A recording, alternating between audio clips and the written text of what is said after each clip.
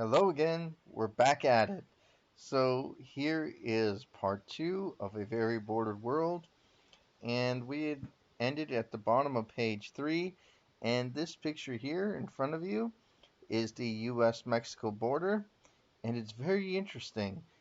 I was thinking about how its meaning has changed over time, and many people will say that the U.S. border wall actually didn't really exist like it does until 2000 and 2001 when George W. Bush, the son, really emphasized the fact that we needed it for security. And not only for security, first it was against terrorists, then it became against illegal immigrants, which then became a platform years later with Donald Trump, who used that on a very interesting basis. And I find it interesting. Look it up yourself to find out what local people think about some of these borders. Do they actually like the fact that they have borders, or would they prefer to not have a border wall? Interesting. So that was in 2011, and currently we are still putting in a lot of money. Later on in the semester in SA2, you'll have a chance to read about what it is that they've been doing to the border wall since last year in 2019. Okay, so ultimately, the world has become crisscrossed. It's all over the place with such a variety of different boundaries that they often appear natural and timeless. But here's always that sort of keyword that tells us this is not going to be just any kind of argument. It's going to be a compare and contrast. In this case, he's comparing to say that borders and boundaries are natural, appear natural, but here's the real half. Yet reality is more complicated. Although the bounding of space may be common in human social organization, you stay on one side of the room, I stay on another. That's pretty typical, right? Borders are not themselves strictly natural phenomena. They don't just exist naturally. They are created by how we structure territory. And he specifies, in this case, the purpose is something that is very important here. He says that in other languages, territory means place. In this case, he's referring to the English version, which is controlling of a certain state or a certain area. So the purpose is very important when it comes to a border.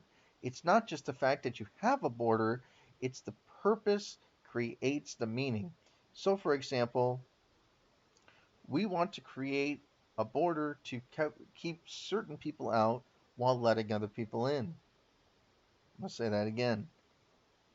Borders and their purpose create meaning. This is important because if you want to control someone, you try to use logic and reasoning. I'm kind of adding that here. You use logic and reasoning to explain why you separate and exclude certain people, but in another way, you add certain other people. You say, well, these people, they came in legally, therefore we want them here. The other people who could not do it legally should not be allowed to come in here. So they're using logic and reason in order to create a boundary. And so territory in this sense means to control a certain space. Okay.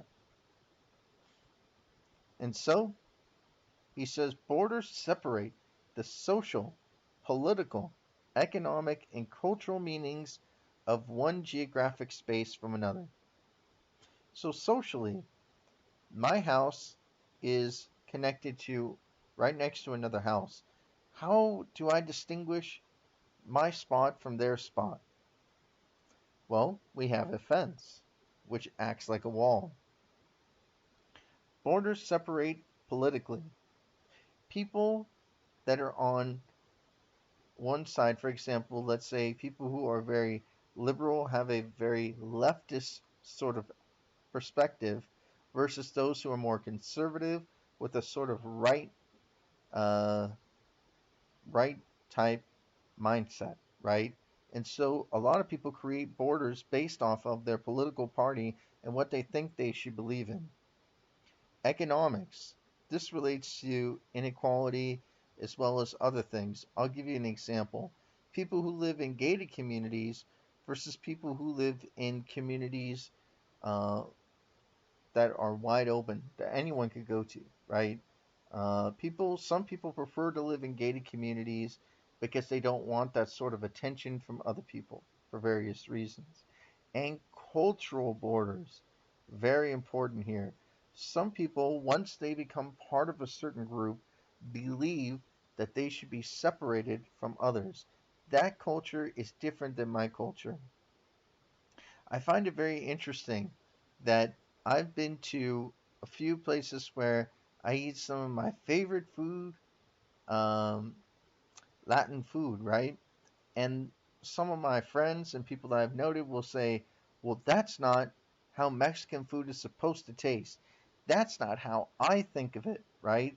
So these sort of cultural barriers sometimes indicate to someone a border, right? This is not what my culture is supposed to have. Therefore, I do not like it because it's not a part of my culture. So it's very interesting how people create borders between various ways and various different reasons, and sometimes don't even realize it, right? One of the things I want to kind of emphasize in this class is that people just don't recognize it. They can create borders without even recognizing it, and that's very hard for a lot of people. I already talked about this, so I'm going to kind of move on. Okay, now this is very interesting and very important because this sort of answers, at least to an extent, one of the questions that I asked in essay one, in the essay one prompt, excuse me. Practices of bordering are neither constant nor consistent, but rather highly contingent and adaptable. In other words, they are very fluid. Borders, in this sense, are very fluid. So, for example, in one way, one political group can say, I think we should let more people in. We need more workers. We have people that need more work, and we are just looking for qualified people. We need to get them. Bring them in. Then another administration says, we have too many of these people. We shouldn't let them in. We should keep them out because they're not bringing their best, right? So there's this sort of adaptable part of borders that most people don't even recognize, which is borders. And you can write this down. Borders can change. They can change, and they do change quite a lot over time. Okay, here he's trying to talk about the sort of argument that I have made. And here's kind of how it goes. So, animal instinct is if I see a dog that's bigger than me, I don't like it because I know it can harm me. Therefore, I'm not going to like it. However, a dog that looks like me, or is the same size as me, or perhaps even the same breed as me, I'm going to trust them because they're like me.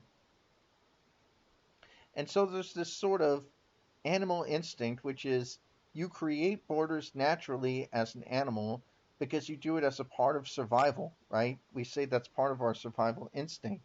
However, in this case, he's talking about what we call social Darwinism. And this term refers to the fact that survival of the fittest is the biological way of saying that people had to survive over time within a certain group. But in this case, certain people merge into groups in order to survive. In other words, they are willing to control others through a strong social group. And whichever one is the strongest or can survive will dominate, although that's not necessarily the case. And I'm not going to talk about the two different ways. The most important here is I wanted to talk about the term ideology for a second here. Because ideologies are ideas that turn into larger concepts that people turn into symbols of a sort of group, right? So, for example, a wall starts off as a wall, a border between two different places. I'll give you an example of the US Mexico wall. It's a pretty easy one to use. Then it becomes a symbolic form of protection. Someone says, we are continuing to build and maintain the wall, they have to give logic and reason because we need to protect ourselves from invaders. Fair enough.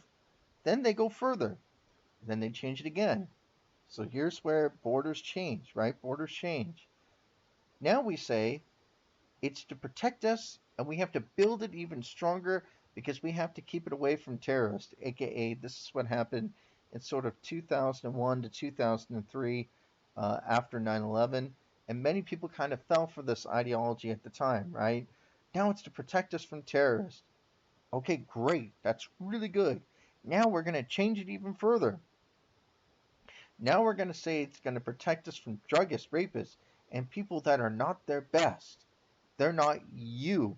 And I like it how when Trump first used this term, he said they're not bringing their best, although sometimes he tried to be a little conciliatory here, although some of them could be good, but they're not bringing their best. I'll never forget when he said that. They're not bringing their best.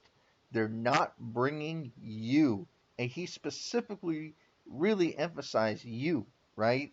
Because now he's changed the ideology. Now it's not just a place to keep us away from danger and invaders, not just terrorists. Now it's against people who are, by social standards, not considered good people, druggists, rapists, and many other forms of negative perceptions of social groups, right? And so the ideology can change just like a border can change. So the meaning behind a border can change over time. It varies. And so as a result, it's very important to figure out why and the importance of it in relation to forms of identity. I'm surprised I didn't highlight that. That definitely relates to what are borders. If you look back, one of the very central ideas is whether or not borders are created as forms of national identity. Okay, now here's something very important, which is the idea of frontiers.